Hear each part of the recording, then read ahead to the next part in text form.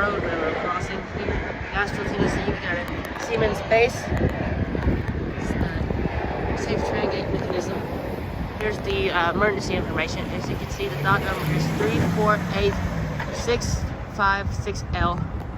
Lights are safe trim 12 by 20 inch lights.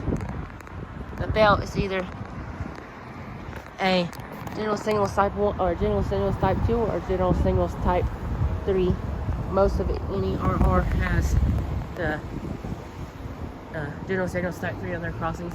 And the bell and the gate lights are NEG gate lights. Over to the second signal after these cars pass. The signal is not lit. It's the start. It's not time for the star to run yet.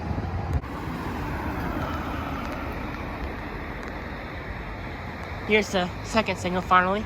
We have a safe tram base, or Siemens, safe tram base. There's the lights, which are safe tram 12 by 20 inch lights. And here is the third signal, the damage signal. The signal is green, okay. Yeah. Here we have the third signal at this crossing. It's the safe tram base, safe tram gate mechanism. The lights are, here's the emergency information. The lights are safe tram 12 by 20 inch lights.